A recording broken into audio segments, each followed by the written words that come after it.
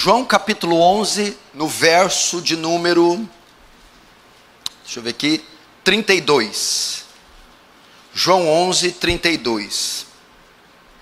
Diz assim a palavra de Deus: Quando Maria chegou ao lugar onde estava Jesus, ao vê-lo, lançou-se-lhe aos pés, dizendo: Senhor, se estiveras aqui, meu irmão não teria morrido. Deixa aberto aí, não feche só os olhos. Pai Santo, a ti pertence a honra, glória, poder e domínio. Fala-nos pelo poder da sua palavra essa noite. Despeja da sua graça, gloriosa, abundante, sobre todos nós. Em nome de Jesus. Amém. Poder sentar.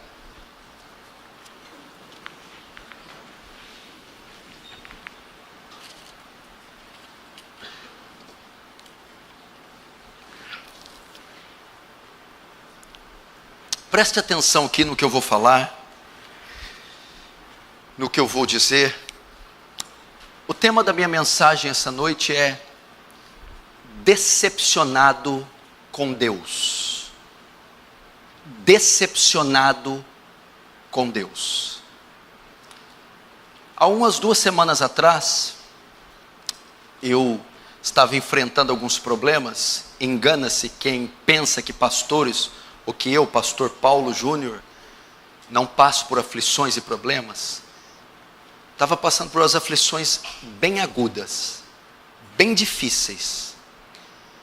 E um desses momentos de profunda tristeza e desânimo, eu tive um sentimento no meu coração, um sentimento bem pecaminoso. E eu pensei: Deus não se importa comigo. Deus não se importa comigo. E eu senti aquela pontinha de decepção com Deus. Foi então que Deus me trouxe à luz esse texto, e foi da onde essa mensagem foi criada. E eu acredito que muitos aqui podem estar com esse sentimento, apesar de não declará-lo publicamente, apesar de não expor isso, podem estar nessa mesma situação, decepcionados, frustrados com Deus. É o mesmo sentimento que tomou os discípulos a caminho de Emaús, logo após a morte de Jesus Cristo. Passaram-se 3 dias, e eles estavam voltando de Jerusalém. Estavam ali onde eles pensavam que o seu Messias ia ser coroado. Então, eles sabem que ele morre, ele é preso, condenado e é crucificado. Então, cabisbaixos, eles voltam para Emaús, e eles estavam decepcionados. O texto diz que nós esperávamos que fosse ele que redimisse Israel, mas agora, sobre tudo isso, é já o 3º dia desde que essas coisas aconteceram.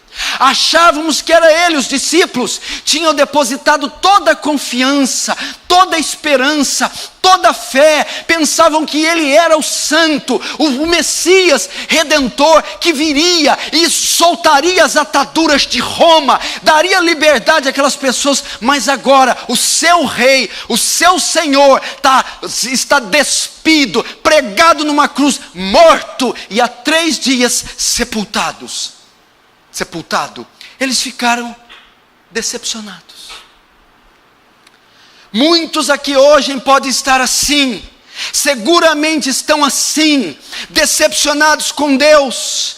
Talvez você aqui há algum tempo, alguns anos, confiou nele, depositou sua fé nele, esperou nele, jejuou, orou, você creu com toda a sua fé, e não aconteceu nada, e você se decepcionou.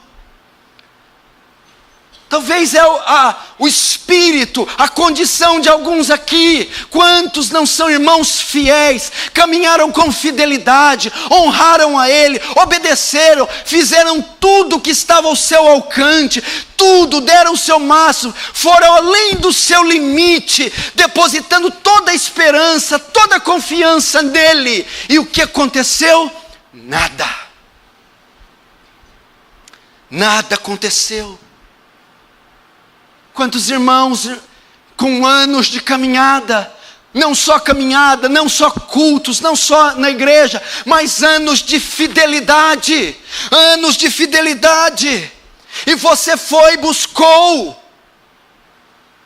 Irmãos, é a nossa realidade, que muitas vezes não é exposta, não temos coragem de declarar, coragem de expor, mas pode ser a sua realidade. Pastor, eu confiei, eu orei, Ele me é testemunha, que eu fui até o meu limite, fui fiel, depositei toda a esperança, e quando eu mais precisei dEle, Ele falhou, Ele não veio, Ele esqueceu de mim. Eu estou decepcionado com Deus, estou ferido com Deus, estou magoado com Deus. E esse foi o caso da família de Lázaro. Lázaro, Marta e Maria. Lázaro estava gravemente enfermo, e toda a família afetada, Marta e Maria, suas irmãs. Então Lázaro morre. Lázaro não é socorrido, Lázaro não é ajudado. O Senhor esquece de Lázaro, o Senhor desampara Lázaro, o Senhor não atenta para Lázaro. E Maria vai dizer: Senhor, se estiveras aqui, meu irmão Lázaro não teria morrido. Maria com um tom de amargura, com um tom de tristeza, Maria com um tom de ferida, de decepção, diz: se Senhor, se estiver aqui, isso não teria acontecido. É o seu retrato. Senhor, se o Senhor tivesse me ouvido aquele dia, se o Senhor tivesse recebido minhas orações, se o Senhor tivesse estendido a mão naquela hora, eu não estaria assim, isso não teria chegado nesse ponto, porque o Senhor permitiu. Então, a frase de Maria revela: Senhor, se estiver aqui, meu irmão não teria morrido. Senhor, eu estou decepcionada com o Senhor, frustrada com o Senhor. A Bíblia diz que o Senhor era o nosso amigo, íntimo de Lázaro, amava-nos, contudo, esqueceu de nós. Vamos entrar nessa história e vamos ver. A história que vai nos mostrar pessoas decepcionadas com Deus. Talvez, meu irmão, você fica decepcionado com muita gente. Está decepcionado com esse governo Dilma Lula. Está decepcionado com o prefeito da sua cidade. Está decepcionado com o seu chefe, seu patrão que te pregou uma peça e mostrou ter um caráter corrupto. Está decepcionado com seu marido, um homem que tem sido desleal, um homem que afundou você em dívidas. Talvez as decepções foram com filhos que você investiu, amou tanto, e te traíram a sua confiança. Decepcionados talvez com a esposa, com o pastor, com tanta gente, mas hoje não. Hoje talvez você esteja decepcionado com Deus. É com o Senhor da sua fé, é com Deus que criou os céus e a terra. A decepção, a pontinha de tristeza, de ferida, é com Ele, é com o seu Deus. E o texto vai nos mostrar como isso acontece. O verso 3, João 11, verso 3. Mandaram, pois,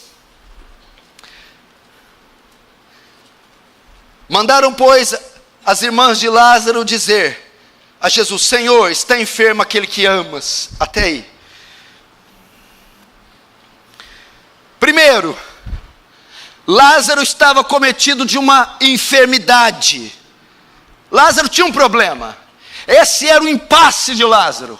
Essa era a provação de Lázaro. Essa era a área trágica de Lázaro. Era uma enfermidade. Mas nós dá a entender a Escritura que era uma enfermidade gravíssima.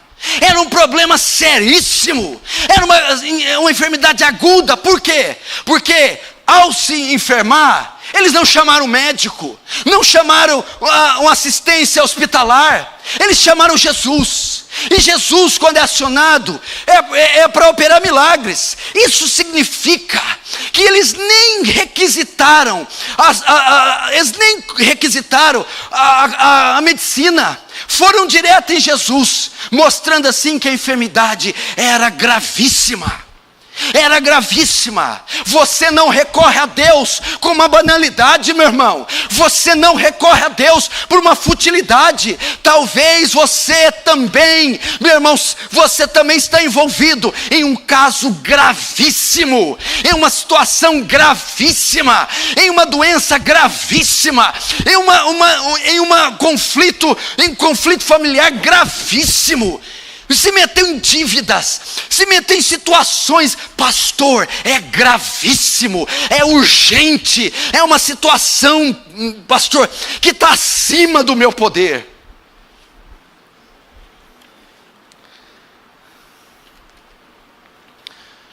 Aí o que Deus mostra aqui para eles? O que é revelado no texto? A incapacidade de Deus, a incapacidade de ajudar aquele povo. Porque o texto revela o quê? Verso 3. Mandaram, pois, as irmãs de Lázaro dizer a Jesus: Senhor, está enfermo aquele a quem amas. As pessoas ficam decepcionadas porque às vezes se deparam com um Deus incapaz. Um Deus incapaz. Por que eles usaram esse termo? O verso 5 ainda diz: ora, amava Jesus a Marta, a sua irmã e a Lázaro. Era declarado que ele os amava.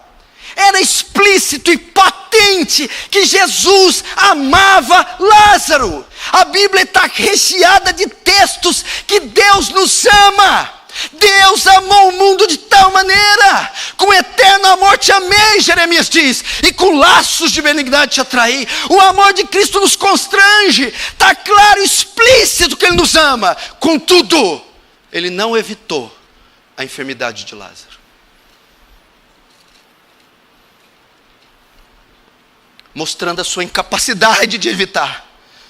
Se o Senhor me ama, por que o Senhor permitiu isso? Aquele a quem amas, o Senhor deixou na cama. Aquele a quem ama, o Senhor deixou aquele acidente trágico. Aquele a quem o Senhor ama, o Senhor permitiu aquele crime. O Senhor permitiu aquele óbito. O Senhor permitiu aquela desgraça.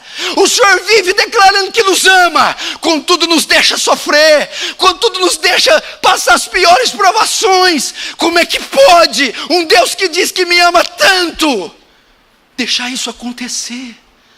Como é que pode? O Senhor é incapaz de ajudar Lázaro. O Senhor é incapaz de me ajudar. Nós ficamos decepcionados com Deus, de ver muitas vezes a sua incapacidade de nos ajudar. Deus ama todos. Ele ama. Mas como pode um Deus que me ama permitir isso? Como pode Ele permitir isso na sua vida? Como pode Ele deixar levar o seu pai? Por que Ele levou seu pai? Por que Ele não fez nada? Por que Ele deixou você perder tudo? Ele disse que te ama, mas não livrou você. Não deixou seu filho sair de casa. Não impediu a enfermidade. Ele te ama, mas o exame deu positivo. Um tumor maligno.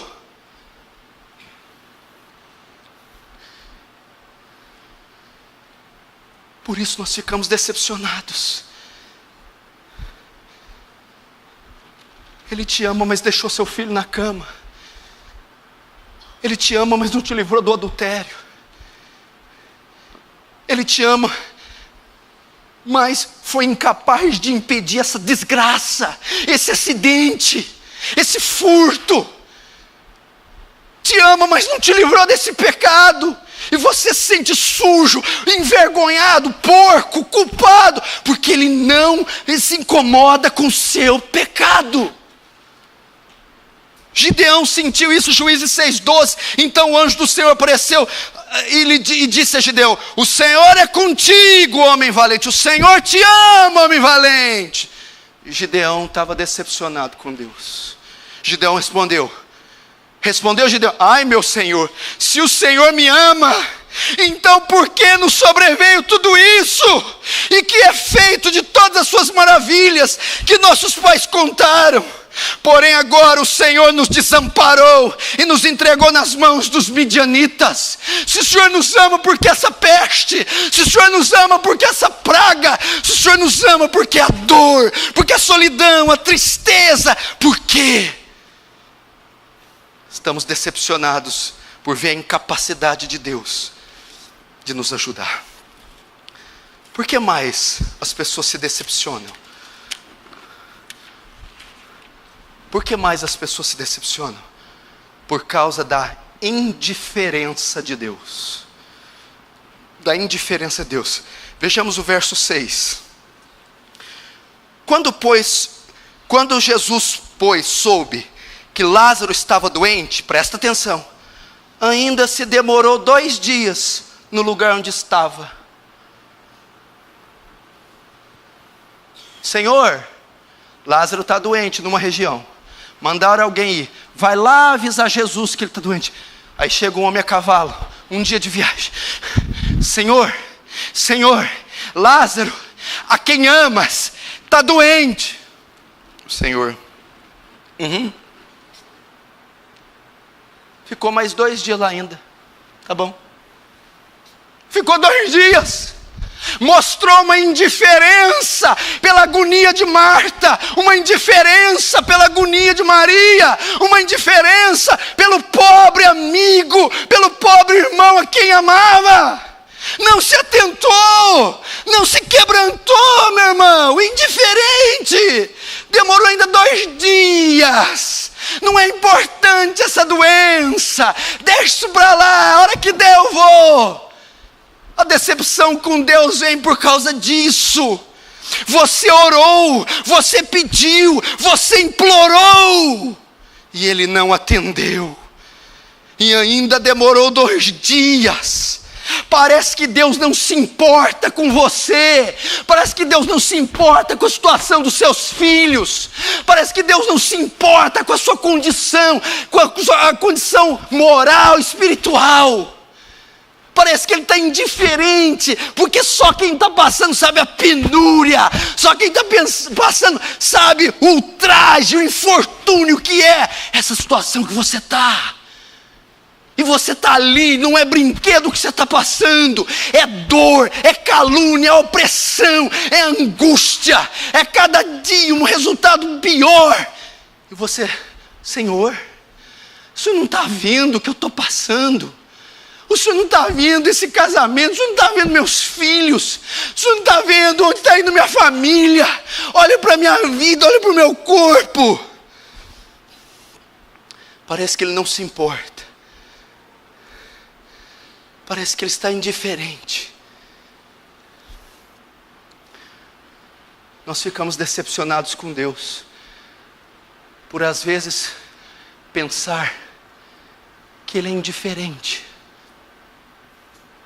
Parece que Ele está nos altos céus, gozando das suas glórias com seus anjos, na sua exímia perfeição e sabedoria, e desamparou o seu povo. Irmão, talvez um tenha uma condição melhorzinha que o outro, mas talvez tem irmãos aqui que estão no vermelho, que estão numa condição desesperadora, que estão no final da linha, e dizendo: eu não sei mais até quando eu vou suportar, eu não sei mais a quando eu vou conseguir carregar esse fardo. Pastor, mas eu clamo, eu jejuei, eu reuni a igreja, eu clamei, eu arrependi dos meus pecados, eu obedeci, mas parece que Ele está indiferente.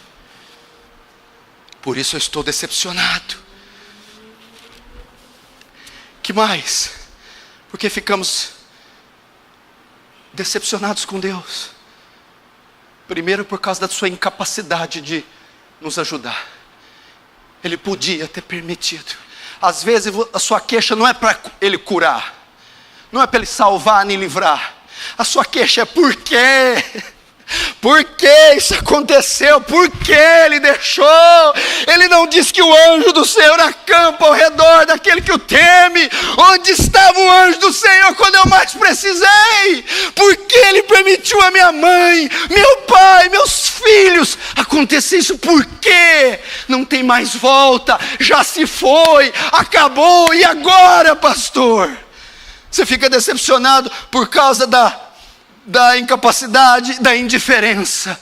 Não é possível que Ele não atenta para o meu gemido. Não é possível que Ele não sente as minhas dores. Não é possível que Ele tenha prazer nos meus flagelos.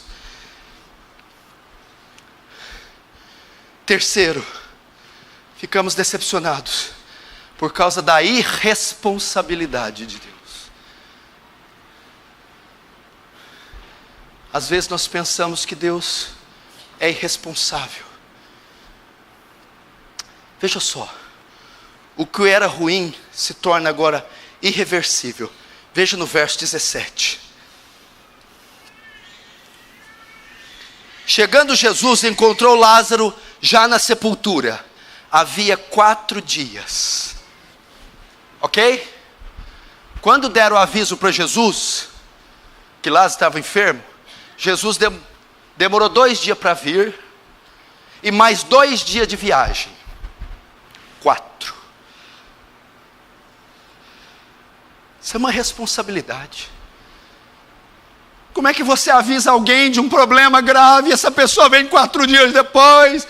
Como é que você aciona um médico falando de uma hemorragia? Como é que você tem um infarto, um derrame e te atendem 4 dias depois? Isso é uma irresponsabilidade muito grande. Isso é crime previsto pela lei, omissão de socorro. Mas o Senhor demorou 2 dias, mais 2, 4 dias depois.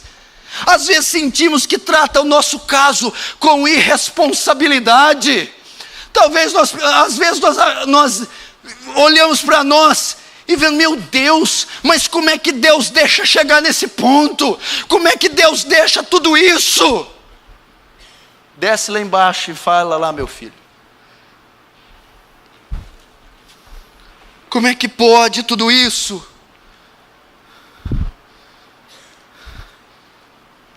A irresponsabilidade de Deus. Agora veja, o que era ruim se tornou irreversível, porque agora Lázaro não está mais doente. Quando Jesus chega, Lázaro está morto. Chegou tarde demais, ele já morreu. Lázaro não está mais doente. Tarde demais, Deus. Não foi assim com você? Agora não há necessidade. Quando o recurso apareceu, uma resposta veio, mas agora se perdeu, acabou, meu pai já se foi, meus filhos se foram, eu contraí a doença, não tem mais jeito. E parece que Ele usa de uma irresponsabilidade muito grande conosco. O senhor não está vendo que eu estou tendo problema agora? O senhor não está vendo que eu preciso de uma resposta hoje? O senhor não está vendo que é grave? Você não está vendo que é uma coma? O senhor não está vendo que eles estão levando a minha casa? O senhor não está vendo que o meu filho está internado numa clínica? Senhor, como é que pode o senhor demorar desse jeito? Como é que pode o senhor ver esse estado que eu estou e me tratar dessa maneira? Que responsabilidade é essa? Como é que o senhor faz isso com um filho seu? Como é que o senhor trata um filho com esse desdém? Como é que o senhor faz desse jeito, Deus? Era o sentimento de Marta, de Maria, era o que Ele fez com Lázaro. Talvez foi assim com você. Você está decepcionado porque você está dizendo: Senhor, agora é tarde, Senhor, agora já se foi, Senhor, eu perdi tudo, Senhor, não há mais esperança, Senhor. Senhor, como é que pode o Senhor me deixar míngua desse jeito? Como é que pode o Senhor tratar minha família, o meu caso desse jeito, Senhor? Estamos decepcionados por isso.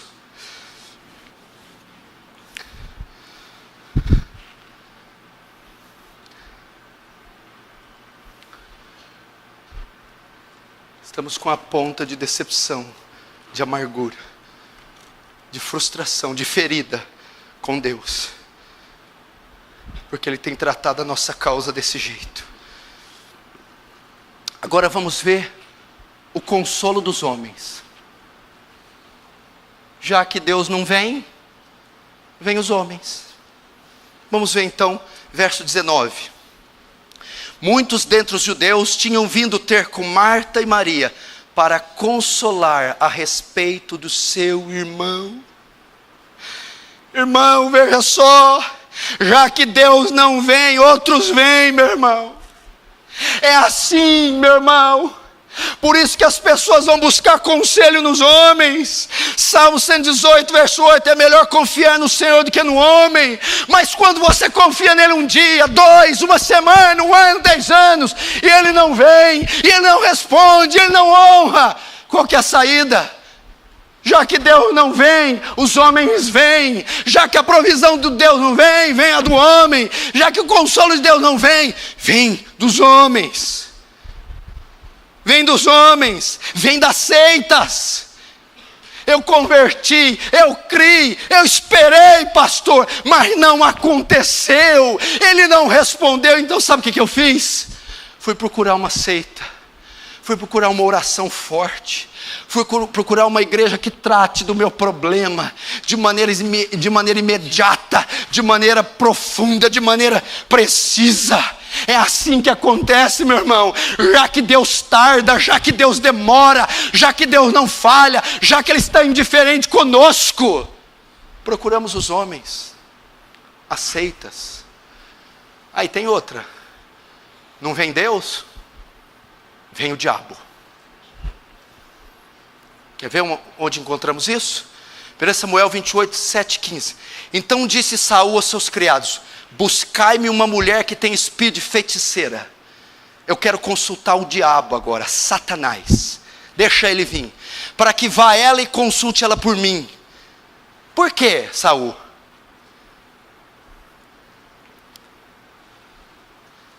Cadê? Deixa eu ver aqui. Buscar a mulher que tem espírito de feiticeira, vá ela porque conserte por mim. Aí ela diz ele diz para a feiticeira: porque Deus não me responde mais, nem pelo ministério dos profetas, nem por sonhos. Por isso te chamei a ti, para que me faça saber o que eu hei de fazer. Deus não fala comigo nem por sonhos, nem por profetas, nem pela palavra, nem nos cultos, nem através dos irmãos. Então eu procurei você, bruxa, você, pitonisa de Endor, você, para que me dê uma palavra, para que me faça saber o que eu tenho que fazer. Isso é uma realidade, meu irmão. Pessoas estão procurando seitas, procurando homens, até o diabo, porque na visão delas, Deus não fala, Deus não me consola, Deus não fala comigo. Eu estou decepcionado com Ele. Verso 19 é o consolo dos homens. Verso 21, sexto, o nosso desabafo. O nosso desabafo. Disse, pois, Marta a Jesus: Senhor, se estiveras aqui, não teria morrido meu irmão. Olha o nosso desabafo, meu irmão. Senhor, nosso desabafo é assim. Pode desabafar hoje, meu irmão. Pode dizer: se o Senhor tivesse feito, eu não estaria nessa situação. Meu filho não estaria assim. Meu casamento não estaria assim. Minha condição espiritual não estaria assim. É o desabafo de Marta quando viu ele. O que Marta estava dizendo, sabe o que era? Quando Jesus chega, tudo ferrado, o homem quatro dias debaixo da terra, todo mundo chorando, e Marta diz: Senhor, eu estou decepcionado com o Senhor. É isso que Marta fez. Se o Senhor tivesse evitado, se o Senhor não tivesse esquecido de mim, meu irmão, nosso desabafo, meu irmão, se o Senhor não tivesse esquecido da gente, como Gideão, o que foi feito das promessas, dos seus milagres que fez no Egito, agora o Senhor nos desamparou e estamos nessa situação, Senhor. É o desabafo de Marta, meu irmão, é o desabafo dos crentes, é o desabafo dos irmãos. Senhor, se estiver aqui, mas o Senhor não veio quando eu mais precisei, o Senhor não atendeu, olha aqui onde as coisas foram parar. É o mesmo desabafo de Jeremias 20, verso 7, olha o que Jeremias diz: o Senhor levanta ele como profeta, faz promessas a ele, fala que ele vai ser um arauto, de repente sai tudo errado. As pessoas se endurecem contra ele, perseguem ele, prendem ele. E Jeremias está ali preso num poço de cepo. E ele diz: Senhor, tu me enganaste, eu fui enganado, foste mais forte do que eu e prevaleceste. Sou ridicularizado o dia inteiro e todos zombam de mim. Jeremias 15, 18, porque te tornaste para mim como um ribeiro seco, cujas mananciais falham.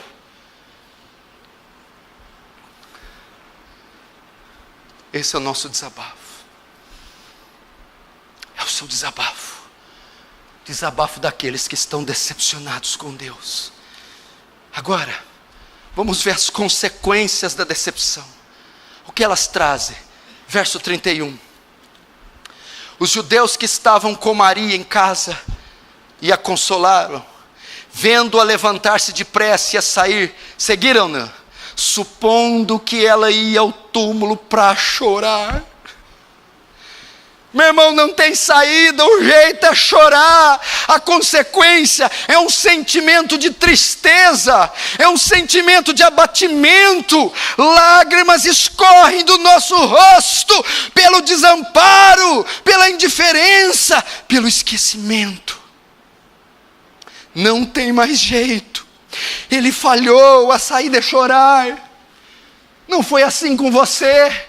Quando você se deu conta que tinha perdido tudo, que tinha sido esquecido e que tudo foi por água abaixo, você chorou.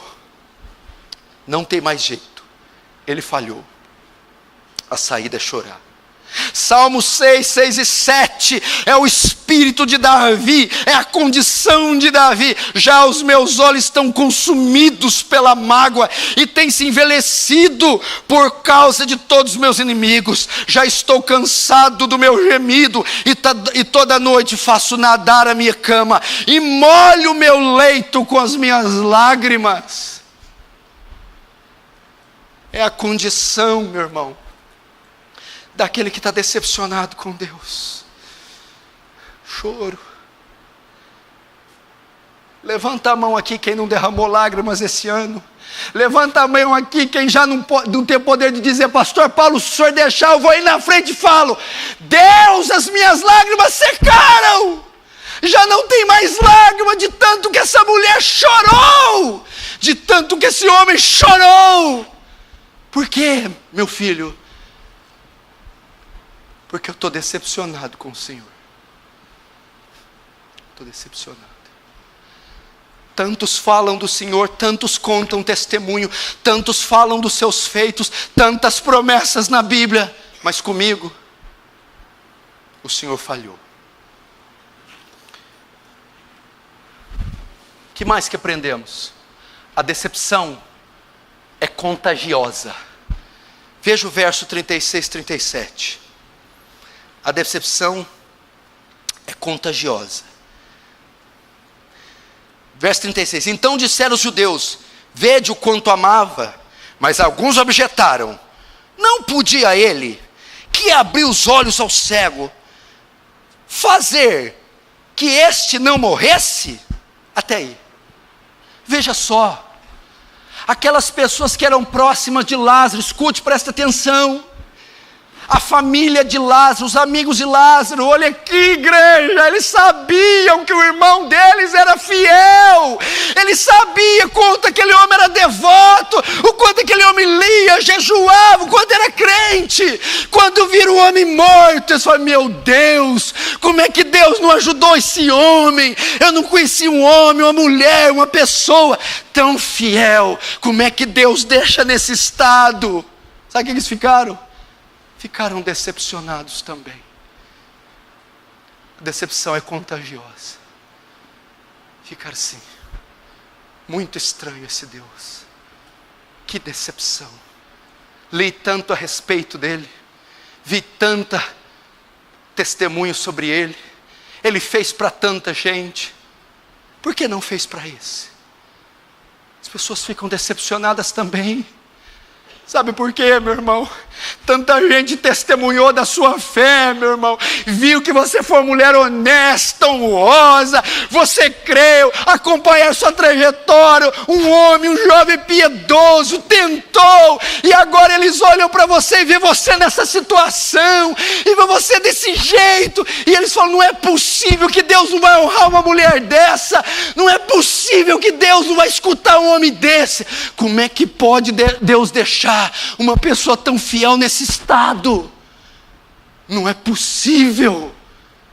Essas pessoas ficam decepcionadas, e é uma pena que a minha voz está acabando, minha voz está se perdendo, estou muito decepcionado. Lembra de Moisés? Deus disse para ele: vai a Faraó e solta meu povo, e diga a ele isso, ele vai deixar. Moisés vai lá: isso aí, Faraó, sai e liberta o povo que Deus mandou. Faraó olha para ele: os hebreus são meus escravos, suma daqui. Chegou para os feitores: manda esse povo agora fazer tijolos, sem palha, e a mesma quantidade. Moisés ficou decepcionado. Moisés chega no arraial, todos eles lá: agora vamos ter que fazer tijolos com palha. E todos eles: não é possível. O Deus que apareceu no Sinai, o Deus que derreteu o rochedo do Sinai, o Deus que apareceu na sarça, me faz uma promessa, agora chega lá e nada. Faraó me humilha, Faraó dobra o peso do trabalho dos hebreus. E todos os hebreus ficam desmotivados e decepcionados, porque a decepção é contagiosa. Êxodo 5:22, então, tornando-se Moisés ao Senhor, diz: Senhor, por que fizeste mal a este povo? Por que me enviaste, Senhor?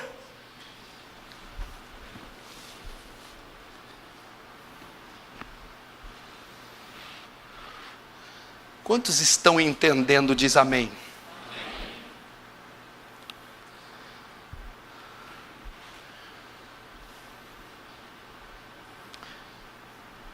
Você está assim? Essa é a sua condição quando você entrou aqui? Você está decepcionado com Deus? Pode ser, meu irmão, que você não expressa isso publicamente, não declara, mas pode ser que esse seja o seu coração, seu espírito. Agora deixa eu fazer uma pergunta, presta atenção. Agora, existem motivos reais para você ficar assim? Existe de fato motivos para você ficar decepcionado com Deus? Será que Deus é de fato assim, indiferente, acomodado? Será que Deus é frio, irresponsável, calculista? Será que aqui está expressado o caráter de Deus verdadeiro? Será que há motivos reais para você ficar decepcionado com Ele? Ou será que é enganoso o seu coração? Ou será que são setas que o diabo mandou? Ou será que você está tendo uma visão distorcida da graça e da soberania de Deus? Não. Deus não é assim. Não. Eu vou te mostrar que você não precisa ficar decepcionado com Deus. Deus não é assim. Se você está decepcionado com Deus, se é uma ponta de amargura, tristeza, frustração no seu coração, feridas contra Deus, eu quero dizer para você se arrepender. Deus não é assim, não há necessidade de você ficar decepcionado com Ele, e eu vou te mostrar. Primeiro, seu problema não é tão grave assim. Esse problema, essa tragédia, não é tão grave assim. Tem solução. Existe solução para o seu problema. Se não, vejamos no verso 4. João 11, 4. Veja só. Ao receber a notícia, disse Jesus, a hora que recebeu a notícia da enfermidade de Lázaro: esta enfermidade não é para a morte. Até aí. Senhor, Senhor, acode. Senhor, aconteceu uma tragédia. O que foi, meu filho? Senhor, Lázaro, eu estou enfermo. Sabe o que o Senhor diz? Keep calm. Mantenha calma. Essa enfermidade não é para a morte. O Senhor está dizendo: calma. Isso que você está vivendo não é tão grave assim. Isso que você está passando tem solução. Qual que é a ideia aqui? Essa enfermidade não é para a morte, mas ele sabia que Lázaro ia morrer. A ideia é assim: calma, Lázaro pode até morrer, mas Lázaro não permanecerá morto. A ideia de Jesus é assim: calma, eu estou no controle, eu tenho controle da vida de Lázaro e nada sucederá a ele. O Senhor está dizendo: não fique decepcionado com ele. Por quê? Essa situação não é tão grave assim, meu irmão. Calma, pode ser para você. Essa situação tem solução. A Bíblia diz: e essa enfermidade não é para a morte. Irmãos, Deus está no controle da vida do seu filho. Deus está no controle desse casamento. Deus está no controle dessa tragédia. E Ele está dizendo: mantenha calma, não é tão grave assim. Eu estou no controle. Jesus está dizendo: calma, não se apavore, não é o fim. Esta enfermidade tem um propósito. Oh, que coisa, hein? Deus está dizendo: tudo isso aconteceu porque tem um propósito. Que Ele fala assim: essa enfermidade não é para a morte, mas é para a glória de Deus. Ou seja, essa enfermidade tem um propósito. Aí Jesus está dizendo assim: agora vocês vão entender por que que eu permiti, por que que aconteceu, por que que chegou onde chegou, porque tem um propósito maior na sua vida. Deus está no controle. Não temas, Deus é contigo. Não temas, Deus tem um propósito. Não temas, ainda não é o fim. Não temas, ele não permanecerá morto. Primeiro, nós vemos o controle de Deus. Deus está no controle. É bom saber isso ou não? Antes que houvesse dia, eu sou, e não há ninguém que possa fazer escapar das minhas mãos. Agindo Deus, operando Deus, quem impedirá? Desde a antiguidade nunca se viu nem se ouviu de um Deus semelhante a esse, que trabalha para aqueles que nele esperam. Deus está trabalhando, Deus está agindo. Como é que o senhor sabe que Deus está trabalhando? Porque o próprio filho falou: meu pai trabalha até agora, e eu também. O Senhor está trabalhando. O Senhor está no controle do batimento cardíaco, está no controle da glicose, está no controle do açúcar no seu sangue, está no controle, meu irmão, tem o controle da sua conta bancária, da onde vão e voltam os seus filhos. Deus está no controle, seja a pior das adversidades. Essa enfermidade não é para a morte. Segundo, primeiro nós vimos o controle de Deus. Agora, você vai ver o interesse de Deus. Não precisa você ficar decepcionado. Primeiro, porque Ele tem o controle de tudo. Segundo, porque Ele se importa com você. Ele tem interesse em você. Vamos ver agora o interesse de Deus. Verso 11. Nosso amigo Lázaro adormeceu, mas eu vou para despertá-lo. A informação chegou até Jesus. Isto dizia, depois acrescentou: nosso amigo Lázaro adormeceu, mas eu vou para despertar. Hora que deram a informação para Jesus: Lázaro, sabe o que eu sei, ele está doente, tal. Jesus, eu vou. Eu me interesso por essa família.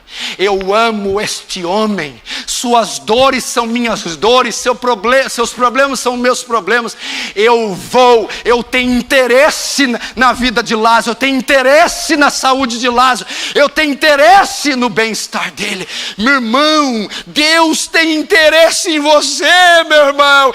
Ele disse: eu vou, meu irmão. Ele vai até você, meu irmão. Ele quer ir até você. Ele não foi ainda. Quem sabe ele não está a caminho. Quem sabe ele está alguns dias de viagem. Mas ele vai chegar até você.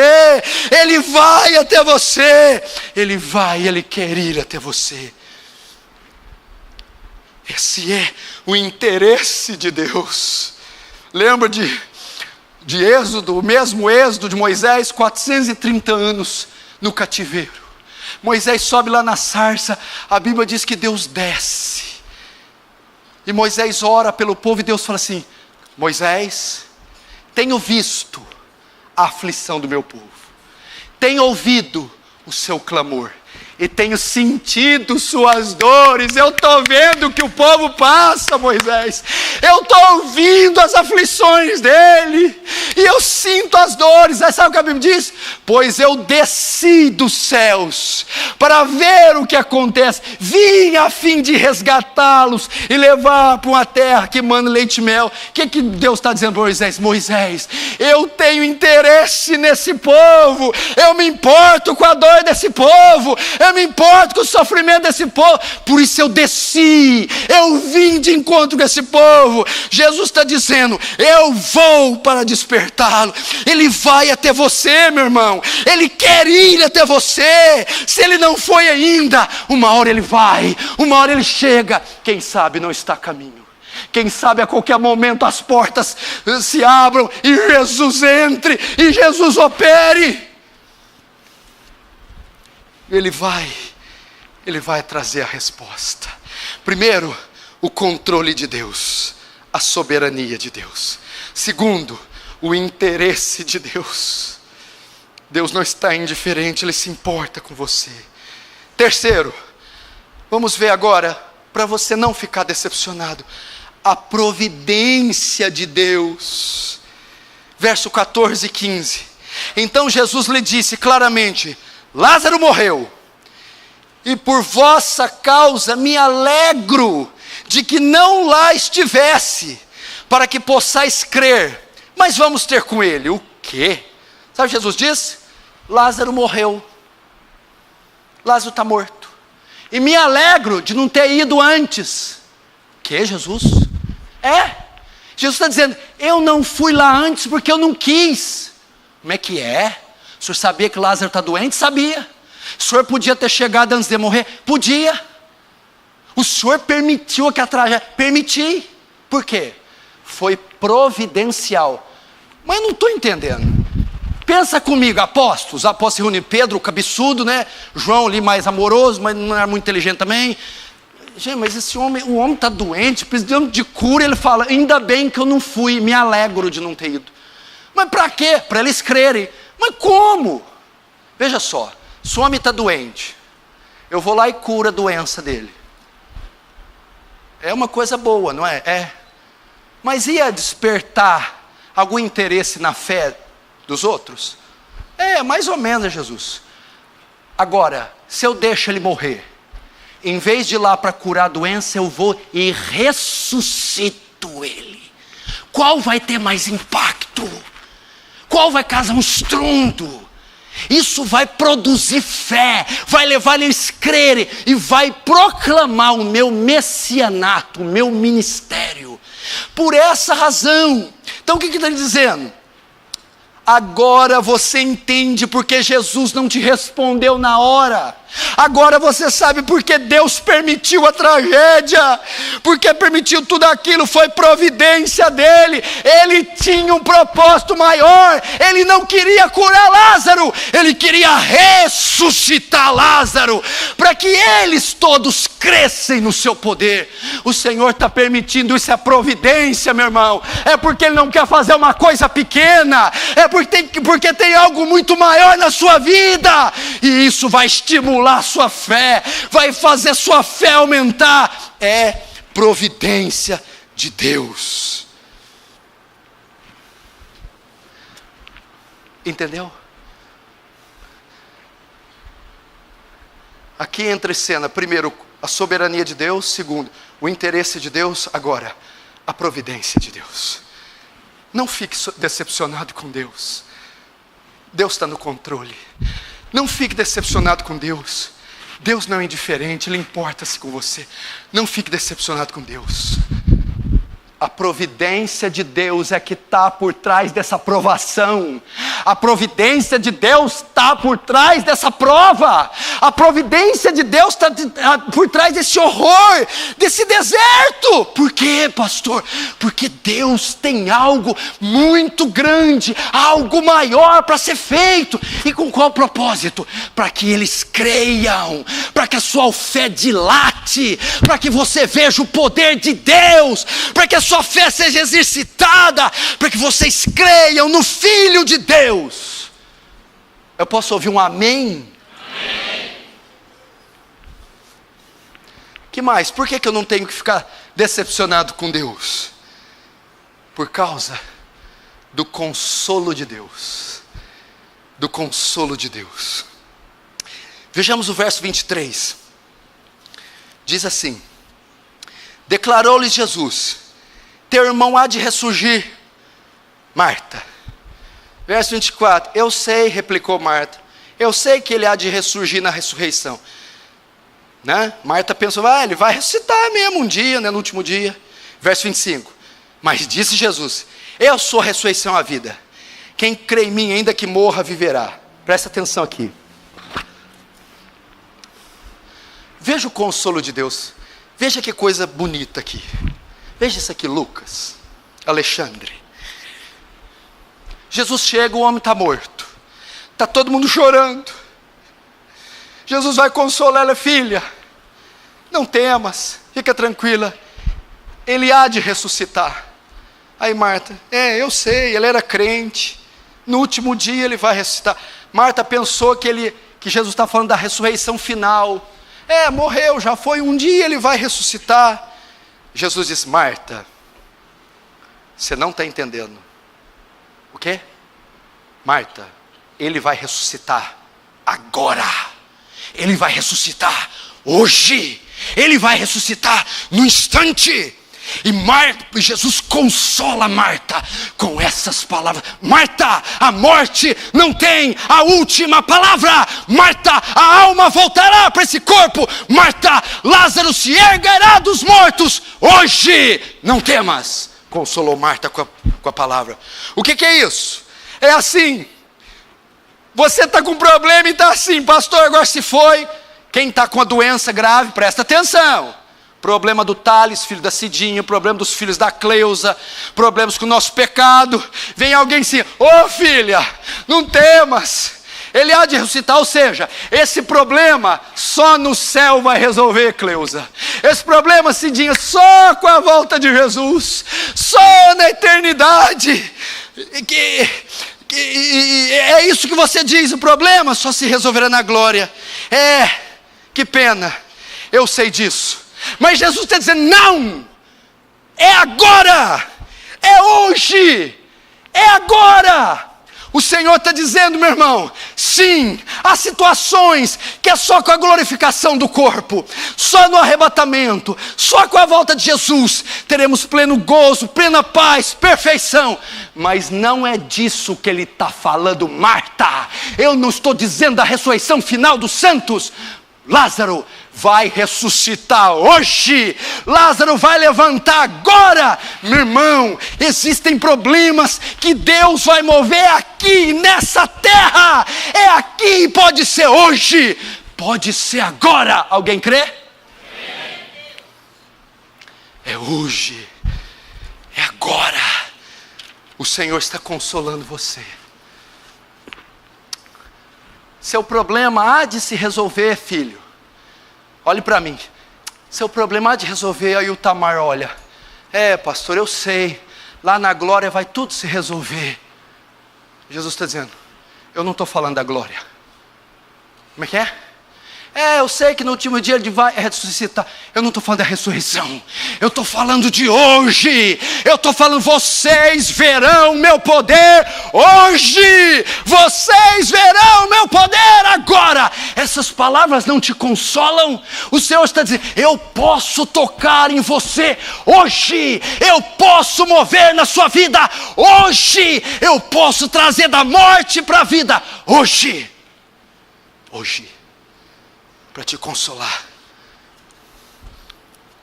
Está decepcionado com Deus ainda? Essa é o consolo de Deus. Para você não ficar decepcionado com Deus, estamos terminando, não fique nervoso. Vamos ver agora a misericórdia de Deus. Para aqueles que estão decepcionados com Deus, vamos ver a misericórdia de Deus. Acompanhe comigo verso 33. Jesus vendo Marta chorar, Maria chorar, Jesus vendo-a chorar, e bem assim os judeus que o acompanhavam, agitou-se no seu espírito e comoveu-se. E perguntou, onde o sepultastes? Eles responderam, Senhor, vem ver. Verso 35, Jesus chorou. Meu irmão, você não precisa ficar decepcionado com Deus.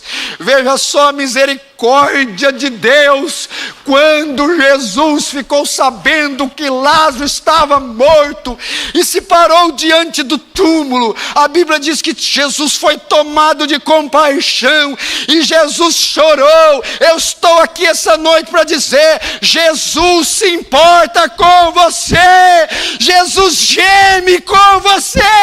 Jesus chora com você. É a misericórdia de Deus. Ele tem misericórdia de você. Ele tem misericórdia do seu sofrimento e Ele chora com você.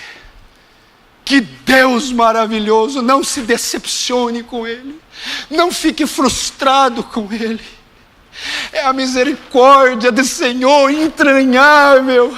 É a misericórdia do Senhor que se fez homem. A Bíblia diz que não temos um sumo sacerdote que não possa se compadecer das nossas fraquezas, mas um que em tudo foi tentado, segundo nossa semelhança. Ele sentiu nossas dores, Ele conhece a gente, Ele se compadece e Ele chora.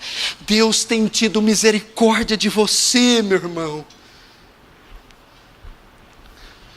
Caminhando para o final, por que eu não posso ficar decepcionado? Por causa da onipotência de Deus. Versos 38. Abra comigo. Verso de número 38. Jesus, agitando-se novamente em si, encaminhou-se para o túmulo. Veja só. Era este uma gruta, cuja entrada tinha posto uma pedra. Então ordenou Jesus, tirai a pedra. Disse Marta, olha a incrédula, irmã do morto, Senhor, já cheira mal, porque já é de 4 dias. Para aí com o dedo e olha para mim. Já cheira mal quer dizer o quê? O corpo estava em estado de decomposição, de putrefação. Os bichos já estavam comendo. Por que Jesus escolheu 4 dias? Porque até 3 dias você podia enterrar, pôr alguém numa gruta que a pessoa acordava. Para ter certeza da morte, tinha que ser 4 dias. para saber se está morto, morto mesmo. Jesus esperou 4 dias, para que todas as funções vitais daquele corpo se exaurissem, se esvaíssem, terminassem, para que aquele homem começasse um estado de degradação, de putrefação, para que ele estivesse completamente morto. Para quê?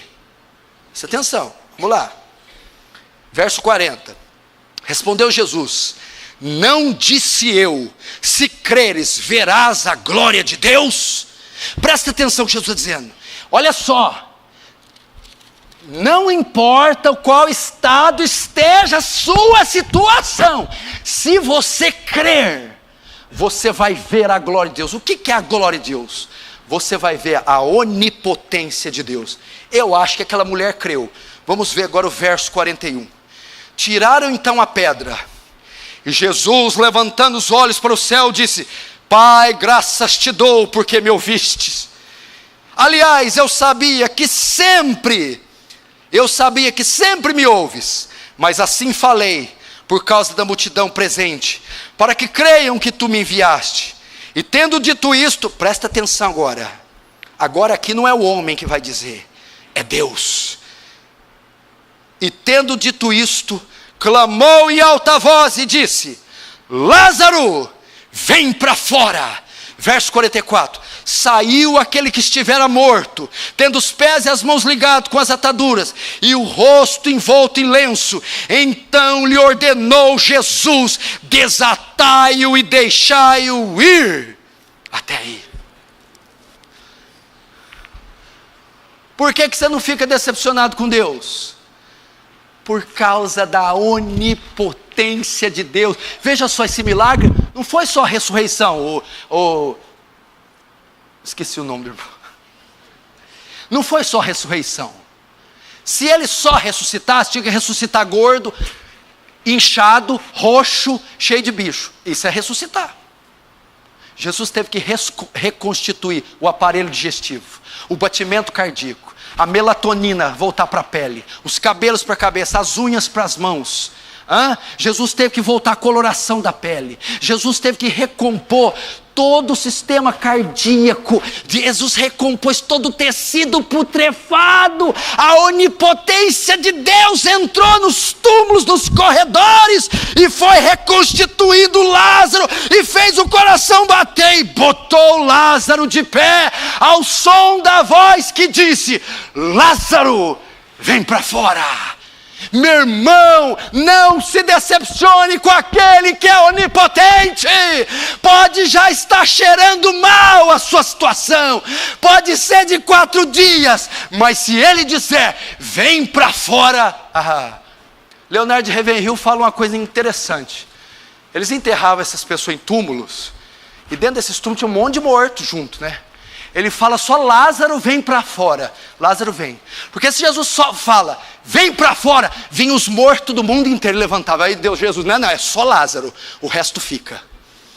A onipotência dele é tão extraordinária. Se ele fala: vem para fora, tudo quanto é morto ia estar saindo até hoje.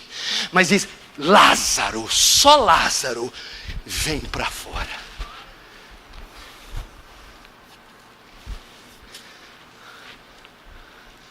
E aí? Está decepcionado ainda?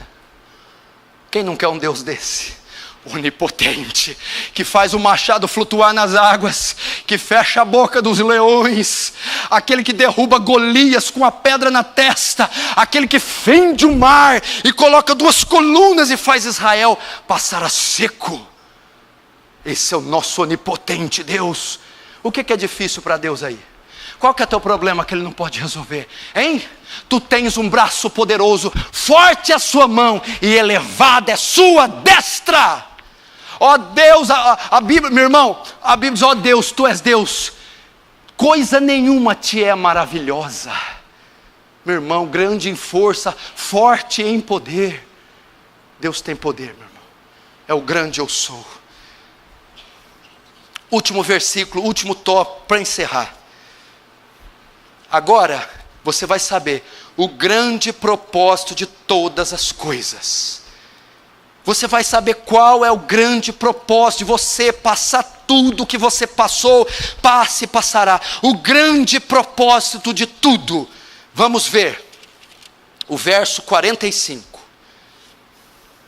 Muitos, pois, dentre os judeus que tinham vindo visitar Maria, vendo o que fizera Jesus, creram nele. Outros, porém, foram ter com os fariseus e lhe contaram dos feitos que Jesus realizara. Agora volta no verso 4. Ao receber a notícia, disse Jesus: esta enfermidade não é para a morte, e sim para a glória de Deus, a fim de que o Filho de Deus seja por ela glorificado. Qual que é o grande propósito, meu irmão? No final das contas, quando Lázaro ressuscita, a Bíblia diz que todos creem, todos exaltam a Deus e todos dão glória a Deus. Quando passa um diagnóstico de Jesus, eu não vou lá agora, deixa piorar, deixa tudo acontecer, deixa o pior. Ok, mas por que o Senhor vai permitir isso? Lázaro não vai permanecer morto, mas tudo isso, tudo, presta atenção na sua vida, tudo que você já passou, tudo, e pega essa questão agora, a pior dela, e afunila, toda ela converge num só propósito: a glória de Deus. Você está passando tudo isso é porque Deus no final vai receber glória. Quando o milagre entrar na sua casa, quando o poder de Deus se manifestar, Ele será glorificado, Ele será exaltado, colocado no posto mais alto. É para a glória de Deus que você sofre, é para a glória de Deus que Ele permitiu tudo isso, é para a glória de Deus. Deus vai ser exaltado, Deus vai ser engrandecido, Deus vai ser adorado.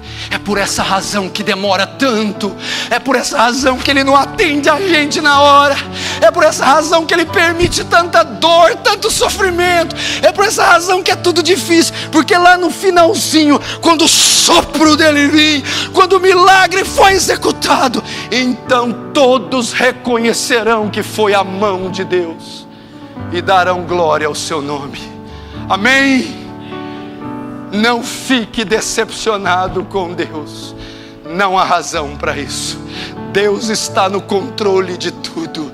Deus ama você e se importa com você. Deus se interessa por você, está indo até você. Receba hoje o consolo dEle, a providência dEle. Receba hoje, meu irmão, o apego de Deus. Ele está indo até você, com mão onipotente, com mão forte. Você está aqui essa noite dizendo: pastor, já cheira mal, já é de 4 dias, não tem mais jeito. O Senhor está dizendo: não disse eu, se credes, verás a glória de Deus. Creia, meu irmão, creia, porque o Senhor está a caminho. Creia, porque você vai ver o poder dEle. Creia, porque a glória dEle vai se manifestar.